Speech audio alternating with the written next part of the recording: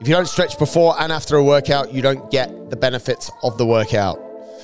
Wrong. We should have a warm-up that's specific for the exercise that we're going to do, that targets the area, that prepares the joints, that activates the muscles. Static stretching is not always the best thing for that. When people have hurt their calf or Achilles, it's normally because that muscle has been overstretched, and all they do to try and fix it is stretch the muscle to a point where it's really sore, so they're hurting the muscle even more. If women lift weights, they get bulky. That's not true.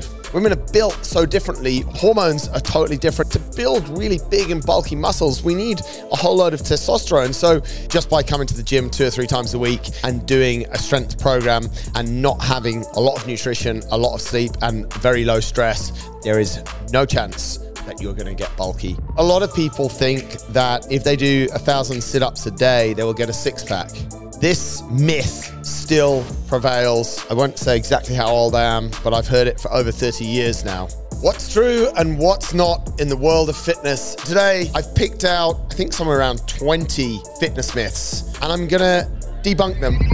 Hello, everybody, and welcome back to another episode of the Innerfight podcast. Today, I'm talking all about fitness myths, misconceptions, and to be honest, all the nonsense out there that nobody really understands and makes no sense to anyone, but sometimes holds you back from starting your fitness journey or achieving what you want to achieve in your health and fitness. My name is Mark Smith. I'm the founder of Innerfight, high performance coach, and I've been in this industry for over 20 years. Yes, it's a long time.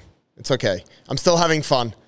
I'm probably best known for my no-nonsense approach, and that's why this show kind of fits in quite well with that. I'm also quite passionate about helping people. So the main reason why we do the show is to help people, as we say, and as is our vision here at Innerfight, get a little bit better at life. Today, we explore some of the most common fitness myths. Things like, can I spot reduce fat? And carbs are bad for me. Yes, there's a lot of nonsense out there. And hopefully by the end of the time that we spend together today, you might be a little bit better informed and hopefully a little bit less confused. It is very confusing. There is information overload in the world at the moment, especially or more so when it comes to health and fitness. And all we really want to do is get fit, look good naked, and perform quite well in various areas of our life. Hopefully, by the end of today's show, you'll be able to do that a little bit better. This is episode number 945 of the Innerfight podcast. No matter where you are in the world, thanks a lot for tuning in. Let's jump into today's show. What's true and what's not in the world of fitness is becoming more and more confusing. For you, for me, for everyone. 1 minute, you think that one diet is the right way to go. The next minute, we're told that it's absolutely not the right way to go. 1 minute, we're told we should do this many sets and reps, and the next minute, it's completely reversed. Well, don't worry. It's been the same for a number of years. When we had a lot of information in the current day compared to when we had less information way back in the day, people were still a little bit confused. And there was a number of different myths kicking around. So today, I've picked out, I think, somewhere around 20 fitness myths that you may or may have never heard. And I'm going to debunk them or hopefully give you, well, what I believe is the truth, or what I know is the truth, or what from various confirmed reports and research is the truth. Some of it you may like, some of it you may not like, some of it you may agree with, some of it you may disagree with. But hopefully by the end of the show, we will have debunked some of the things that actually sometimes hold people back, confuse people, and in that confusion and in that holding people back, basically stop people from progressing because it gives people different excuses. In no particular order, let's jump into them.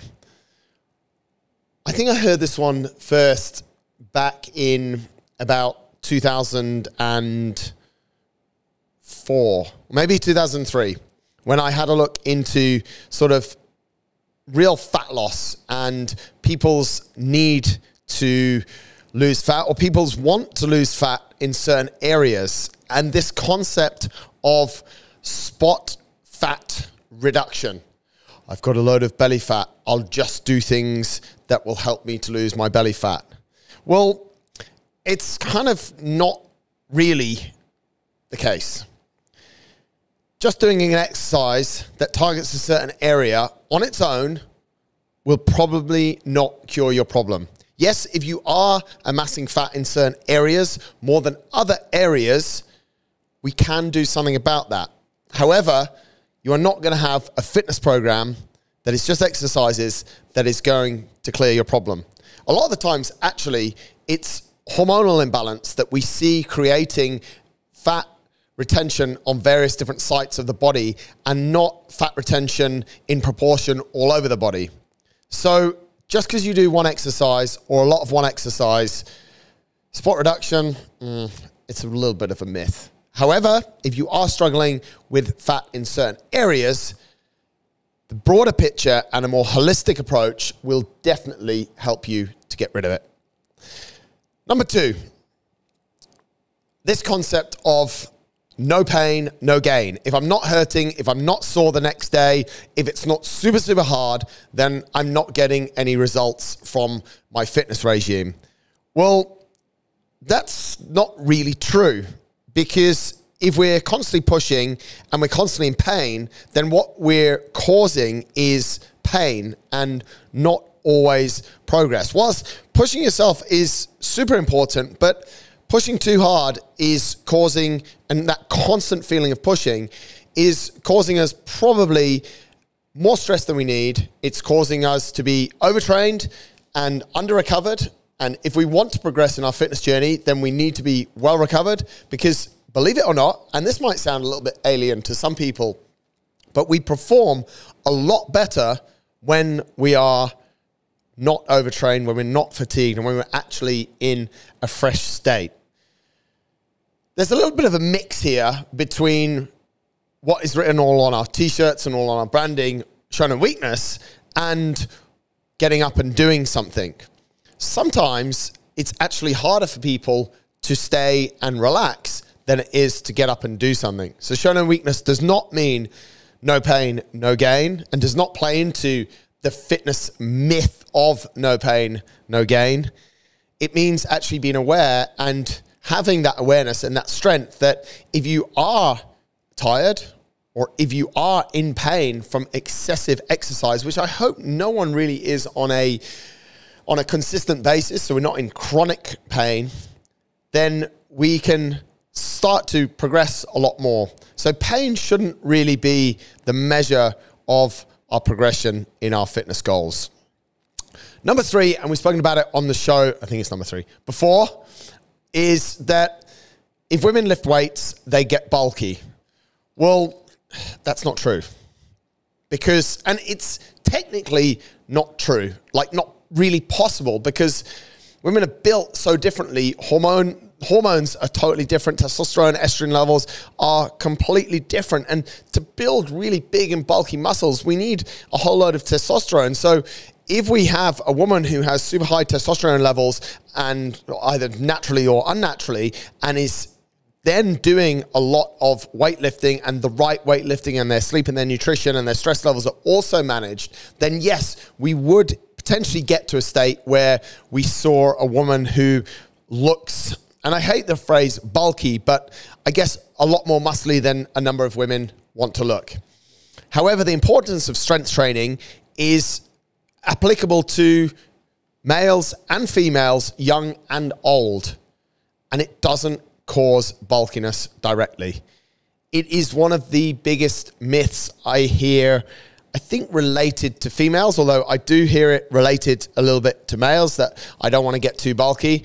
Honestly, I spent my teen years and my 20s trying to get bulky as a male with some decent levels of testosterone, and I constantly failed. So just by coming to the gym 2 or 3 times a week and doing a strength program and not having a load of other stuff that goes with it, such as a lot of nutrition, a lot of sleep, and very low stress, there is no chance that you're going to get bulky, men and also women.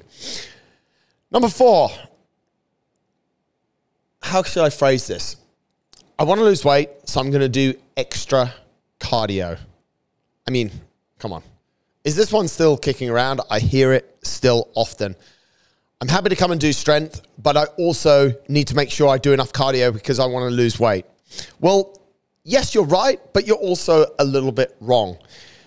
Strength training stimulates the metabolism in a beautiful way, and we all need to be doing it. So mixing some strength training with some cardio training, yes, it can lead to an increased pace of fat loss. However, I see a lot of people do a lot of cardio training or a lot too much cardio training in the wrong zones, actually sending their body into a little bit of a panic station, a little bit of a fit because we're just burning everything we've got in it.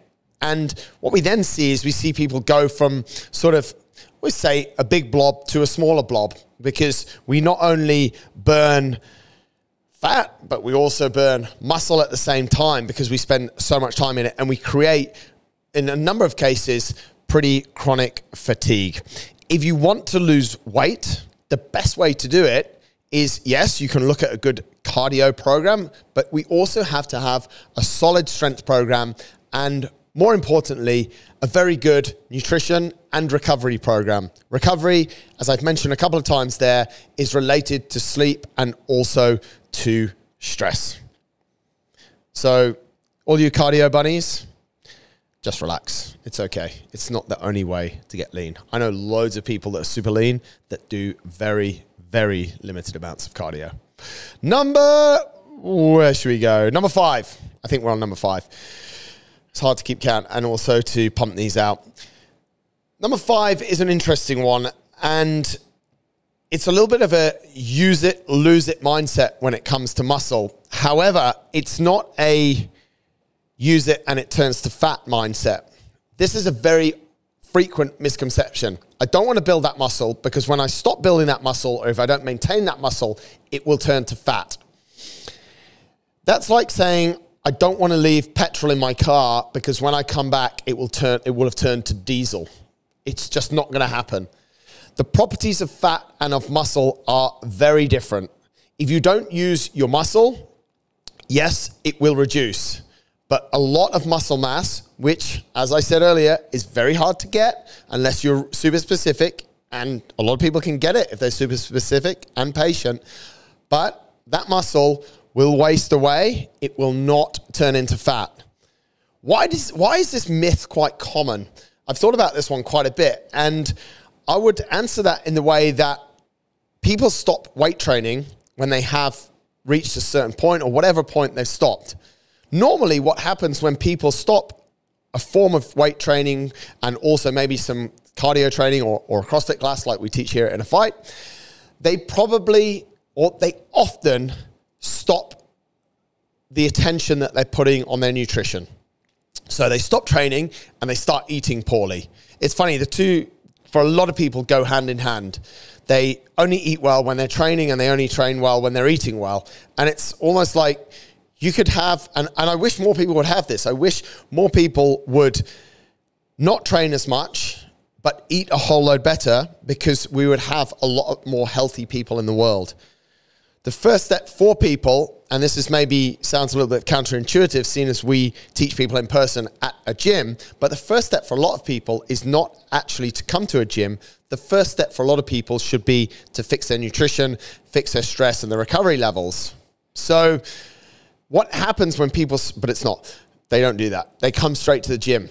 And therefore what people think is that when they stop coming to the gym, all of their muscle, all their gains start turning to fat, where the reality of the matter is when they stop going to the gym, they start eating badly. Of course, if your catalyst to eating well is going to the gym, then please send us an email, winning@innerfight.com, and start coming to the gym. We'd love to help you out. Hopefully the two do go hand in hand, but if there is not enough time in your day or it's not the right time for you to be going to a gym, please keep your nutrition in order, and that muscle will not turn to fat because it doesn't anyway, and you will not pick up weight. Number 6, which remains a little bit, it's funny how the correlation here between gym and nutrition is very close, but a lot of people think that if they do 1,000 sit-ups a day, they will get a six-pack. This myth still prevails. I won't say exactly how old I am, but I've heard it for over 30 years now.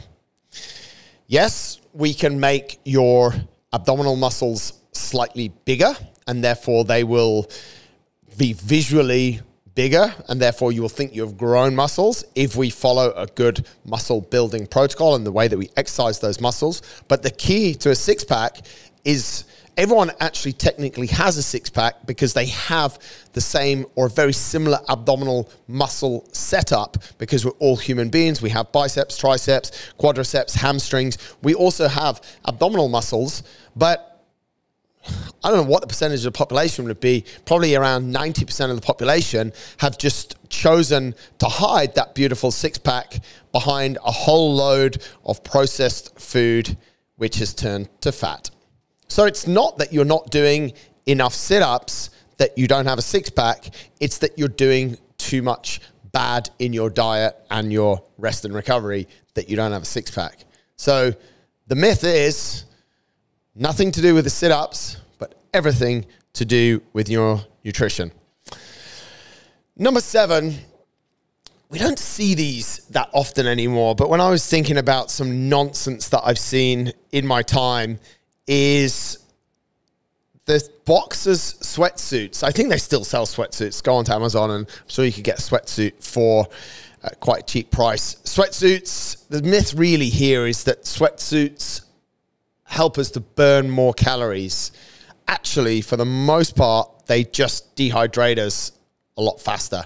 Yes, technically, if we are a lot hotter, we have to burn calories to cool ourselves, but it's really like sweating is a cooling mechanism, not the right gauge of calorie burn. So that one's not like, I think some people still do it. Some people still wear jumpers in summer in Dubai, and I'm not really sure why. And I see some people running up and down the beach track in bin liners, and I think, shame.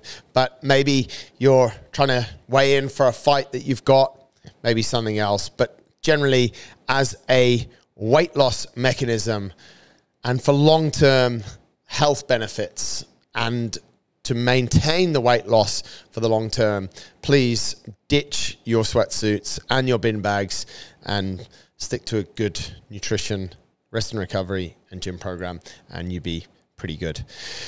Number 8, carbohydrates make you fat. I'm going to cut all carbs. I'm going to lose loads of weight. You might do. Why? Because you've gone into a calorie deficit.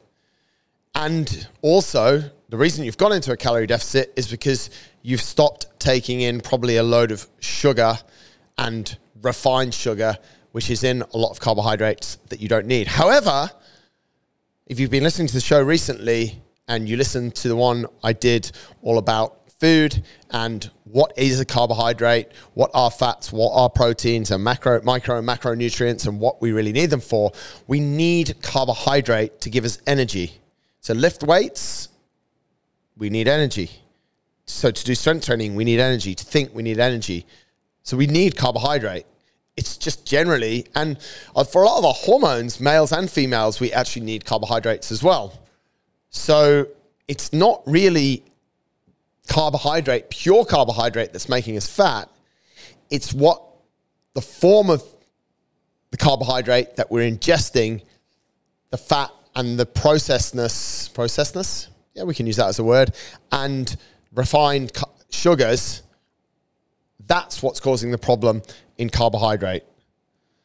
So it's a poor food choice again. Number 10 is I have to invest a lot of time to get these results. So time over quality. And we see a lot of people, especially in endurance sports, doing a lot of junk miles. Some people in the gym choosing to do 2 or 3 hours of training a day, where sometimes that's useful, but often less and of a higher quality is a lot better.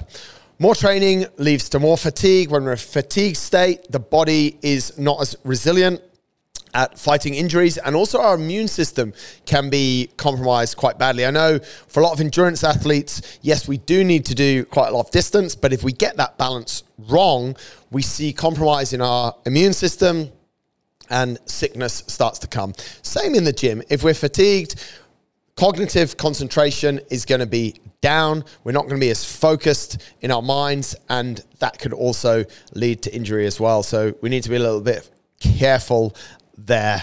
We don't really need to do more to be better, sometimes a little bit less. And staying on that, this is a huge myth, but it kind of works a little bit with society that every workout has to be an hour, and if I haven't done an hour, I haven't worked out properly.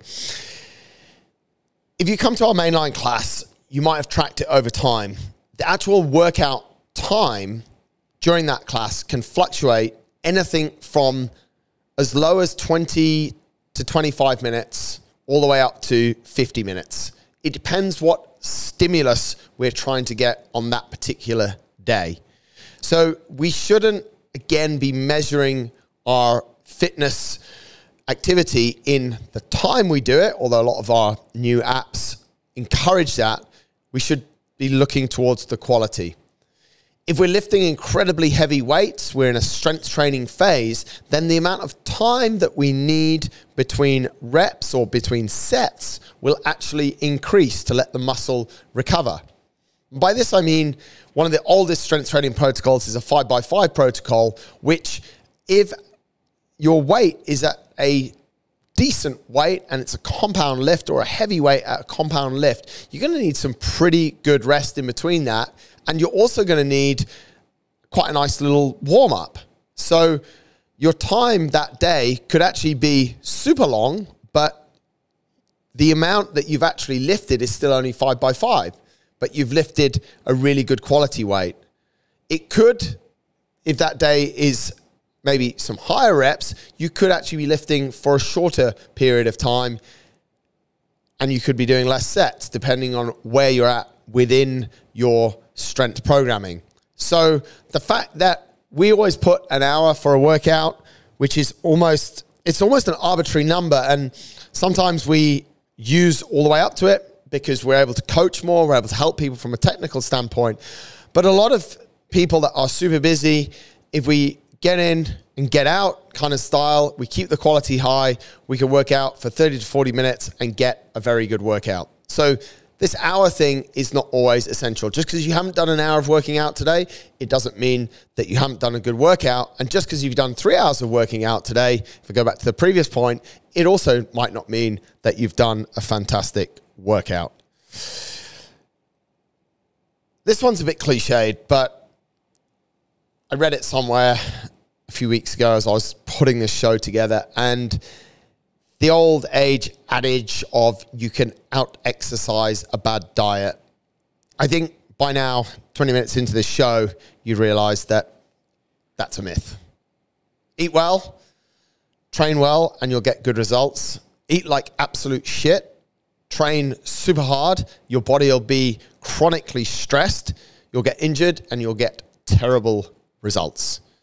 Yes, of course, if you eat a little bit more one day, and that's a one-off, and you train a little bit harder or a little bit more the next day, there's two things that are going to happen. Number one, your placebo, you're going to feel a little bit better.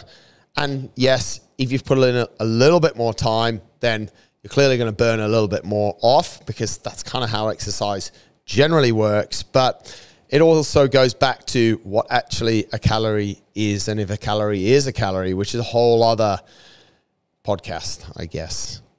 Yes, one-off, we can make it work, but if you're constantly eating like shit and thinking the fact that you just go in the gym for 3 hours a day is going to fix it, you might look half decent on the outside, but I would definitely challenge how long that's going to last for. And I would also question how you look on the inside. So no, you can't out-train a bad diet.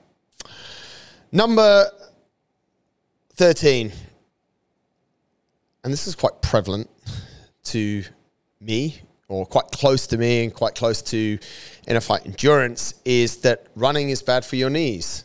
A lot of people say that.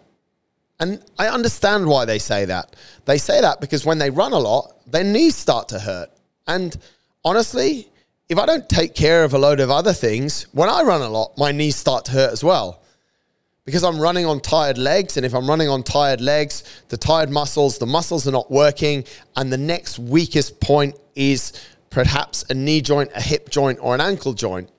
So running per se is not bad for your knees, but running and getting knee pain and doing nothing about it is bad. But understanding where that knee pain comes from, the root of it might not actually be the running. It could be something completely different. It could be the fact that actually down the left-hand side of your body, your glute and your hamstrings are not actually working. So when you land on the floor, and your quad might not be working on the left. So when you land on the floor, the next point that can take the impact is the knee. So the knee takes all the impact, and it's not a surprise at the end of the run, you get some knee pain. Have a think about where in your knee you're getting knee pain and what you feel like when you're hitting the floor.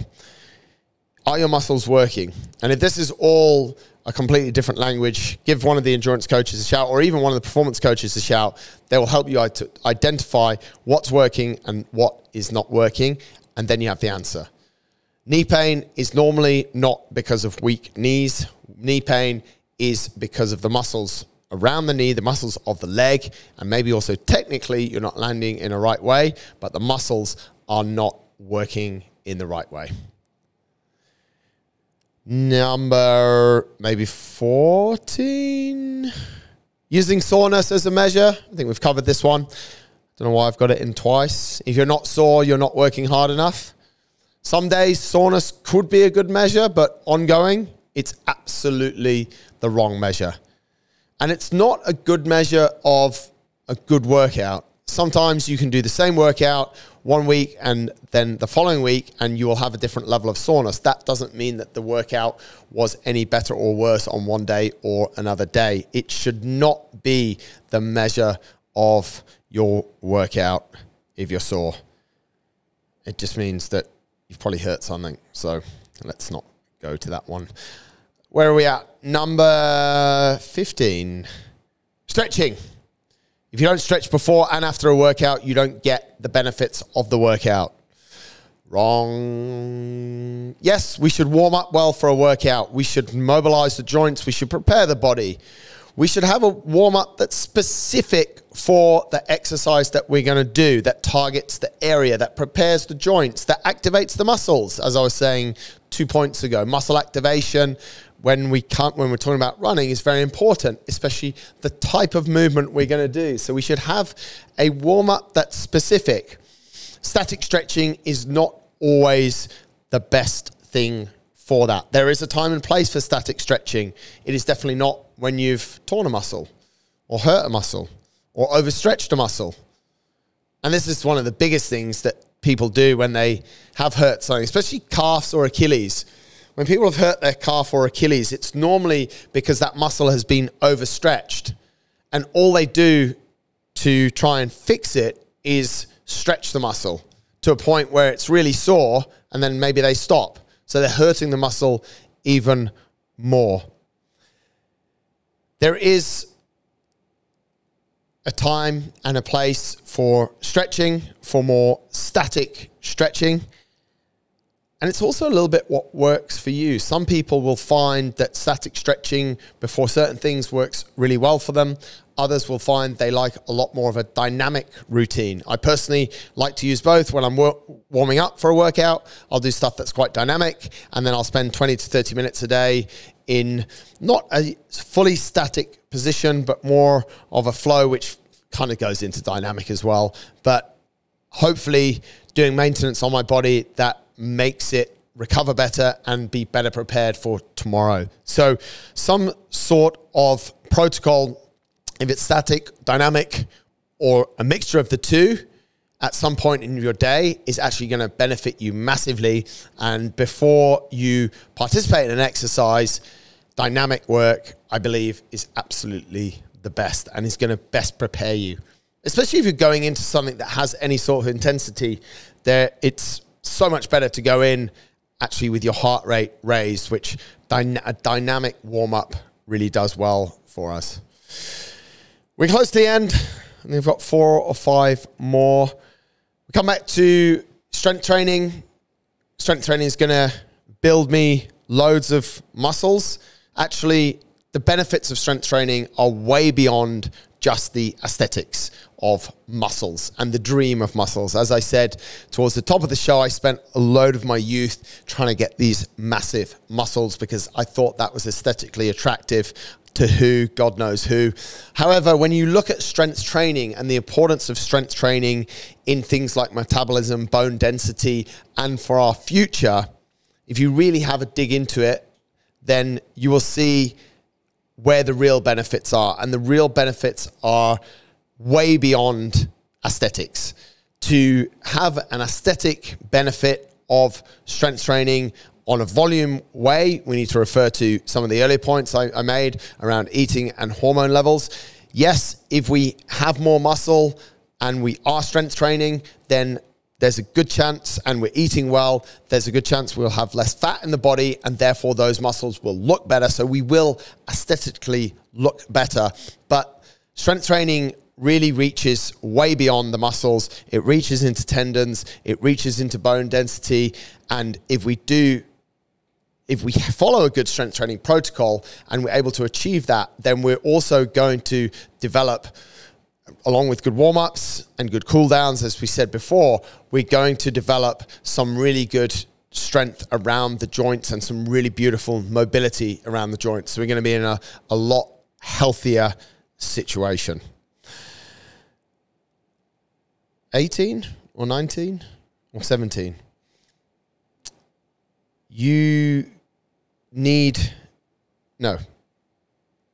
Supplements are essential for fitness and also for muscle gain. Was a myth that I picked up. We can't do this without supplements. Well, what are we supplementing? Do we understand where we have a deficiency? What we're low in? What maybe we have in excess? I've worked with some athletes that actually have excess in certain areas and they're still adding, which supplementation done properly can be pretty expensive. So they're still investing in supplements to have more of something. And it could be something as simple as vitamin D, although you don't really see much excess of vitamin D. But it could be something like that people have enough vitamin D or have enough vitamin C or in their diet anyway, but they're still spending a disproportionate amount of money on having more, which is actually just secreted and therefore can put some strain and stress on the organs that are secreting it, which really doesn't bode well for the long run. So we need to really understand if we are not performing the way that we are, and there's a lot of low-lying fruit before we go into supplementation. A lot of it stems in your training protocol, your recovery protocol, what your environment looks like, what your stress levels look like, because there's no point in taking a whole load of supplements if you're still massively stressed out. It's almost like, if we take it back to the car, it's almost like putting the foot fully on the accelerator and fully on the brake at the same time. The car actually doesn't really go very far forward, and because they're fighting against each other, eventually something will go bang. So this is the same as having, which is a supplement, something like caffeine in the afternoon when I'm feeling really tired at work. It's all good at 4 o'clock. I just bang a double espresso and I make it through. But yeah, I'm not sleeping real good at night. Do you think I could, what could I do to sleep better? Maybe I could take some sleeping tablets. This kind of narrative. Some of you might be driving your cars now and laughing at that, but because maybe you do it, but that's actually what a lot of people are doing. They're taking a supplement in the afternoon to get them through the afternoon and then having to take a supplement in the evening to calm them down to bed. Whereas if they didn't take the supplement in the afternoon, they wouldn't need calming down for bed because they wouldn't be high, or they wouldn't have caffeine still in their body. Caffeine's a huge one, actually. And people are taking it at all times of day, especially in the Middle East. It's quite frightening. And it's also one of the reasons why we see so many issues in performance for a lot of people. We're constantly firing the body up and then bringing it down, firing it up, and we're forcing it up with a supplement and then forcing it down with a supplement. And it just doesn't, it's the accelerator and the brake at exactly the same time. So yes, there is a place for supplements. Are they absolutely essential for people? It totally depends on where you're at and what you're deficient in. And also, I always say, can we potentially get that you're deficient in from your diet or from the environment? What can we do to get you more of what you're deficient in is the question, without going directly to supplements. I'd prefer to see people take less supplements, and sometimes you just can't. In the summer, here in the Middle East, if we're doing some sports, indoors or outdoors, our sweat rates might be too high, and it might actually be the best option to take an electrolyte, because that's going to give us what we need. We're losing electrolytes at a rate faster than we can take it in, and we're unable to get it from our diet because we're losing it at an unnatural rate, so we're unable to bring it in. And rather than eating a truckload of food to get a small amount of a micronutrient, a supplement could work really well. So there are situations that supplements are massively beneficial, but it is not the first thing that we need to be getting into. Joint pain. We've spoken about joint pain, and a lot of people will stop lifting weights because of joint pain, which in some scenarios could actually be good, but in some scenarios we need to continue to load the muscle, to activate the muscle, to make sure, if we go back to what I was saying about knees, to make sure that the joint is not working and the muscle is working. Obviously, the way that we load the muscle, so the way that we do the strength training is super important. But there are a number of clients that I've had that have come to me with joint pain, and we've loaded their muscles in a safe way that doesn't cause the joint pain in that moment, but actually goes on to avoid the same joint pain that they've been feeling in the future. So some doctors and some practitioners would say, if you've got joint pain, stop strength training. And to a certain extent, that's true. However, to a certain extent, it's the worst advice they could possibly offer you. Sometimes advice is a little bit blanketed as well, isn't it? And people err on the side of caution. And I would always err on the side of caution. I'm not telling you, if you've got joint pain, to go and do strength training. I'm telling you, if you've got joint pain, to come and see a coach, a professional practitioner who can assess you and who can see which muscles are working and which muscles might be loaded, to make sure that the muscle is taking the strain and the joint is not taking the strain. So if you do have joint pain, stopping strength training, actually, given the fact that strength training can strengthen bones and joints and tendons as well as muscles, we need to make sure that we keep it in our regime. Where should we go? I think we've got a couple left here. Burning fat on an empty stomach. Fasted cardio. Bunnies out there. Same mob that are doing all of this working out in bin liners and sweatsuits. Is this the right way to go? For some people, actually, it can be quite beneficial, fasted cardio. However, for a lot of people, what it's doing is it's causing unnecessary stress in the body, and it's actually causing the body to go into a little bit of a meltdown. There is a place for fasted cardio at a certain intensity, but a lot of people are trying to, from what I've seen, since when did fasted cardio become something fashionable? Probably about 10 to 12 years ago, people first started thinking about it, although it has been done and it wasn't really called fasted cardio before. It was just the way that people trained. But we always knew that if you worked out in the morning and you hadn't fueled well, your glycogen stores from the day before weren't super high, then the intensity that we could train at the next morning was going to be massively affected.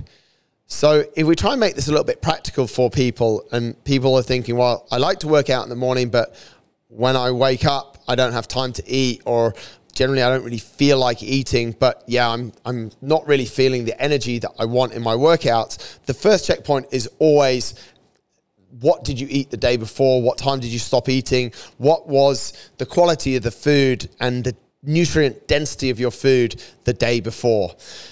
Because that is where we normally get the answers. If you feel that you've got really low energy, really low glycogen stores, you probably haven't eaten very well the day before, or you've just had a wild night in your dreams and you've burnt off all of your glycogen, which doesn't really happen. That's probably another myth I should have included here. So where is there a time for fat? The other danger of being in a fasted state is that the body it starts to panic, because it's almost like, if we go back to the car analogy, I guess you could say the car sees that the petrol gauge is coming close down to zero, so it automatically reduces speed for you to the most economic level. So it's not going super fast and burning a lot of petrol. And that's kind of what the body is telling us. It's like, I don't have enough glycogen, so I'm going to go into this sort of starvation or this survival mode. I'm going to limit your energy, the energy that I'm giving you, because I can't give you too much. And what I have, I'm going to hold on really, really tight to. I'm not going to let it go. And therefore, we go into this sort of survival mode, which can get a little bit dangerous if we do it ongoing. So what else did I want to say about that one?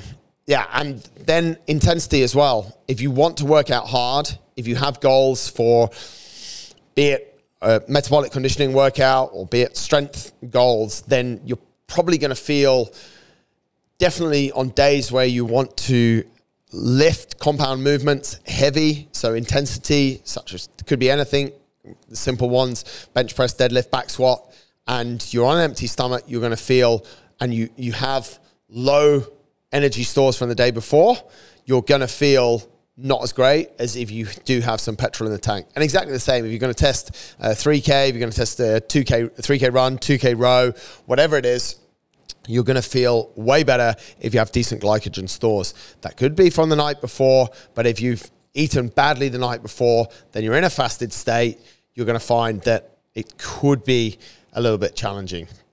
If you're really interested in stuff around fasting and intensity to train at in fasting, what's a good resource there?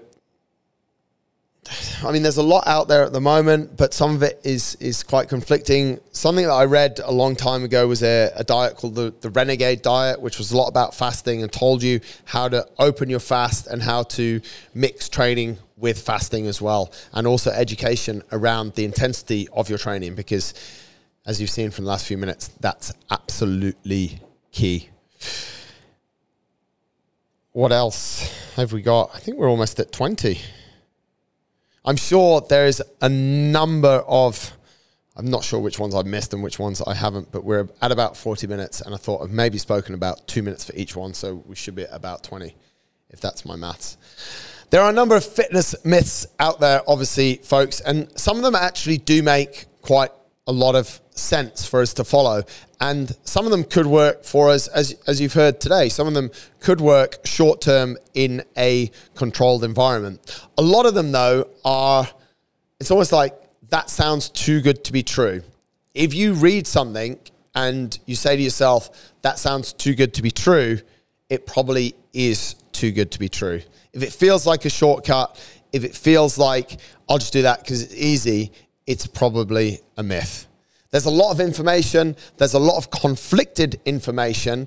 And if you're wanting to dig a little bit deeper, which I really hope you do, try and find a study on something. Ben Goldacre, Bad Science, really unveils sort of the genuineness or the lack of genuineness in scientific studies, and what a scientific study needs to conform to be classed as a scientific study as far as sample size and how things go. There are a lot of people referring to studies on various forms of media, whether it's in books or podcasts, which are, when you dig into those studies, you find that sample size was small and it really isn't. One of the findings is sort of an offcut of what they were trying to find. So there's a lot. I understand why people are confused. However, I hope that you're a little bit less confused after spending this time with me today. Hopefully that's helpful. If you do have questions or you want to challenge certain things, or should I say just discuss certain things, give me a shout, winning@innerfight.com. I'd absolutely love to hear from you. And if there are myths that you have busted around health and fitness, please share them, and maybe we'll do another show like this in the near future. Thanks a lot. Have a great day.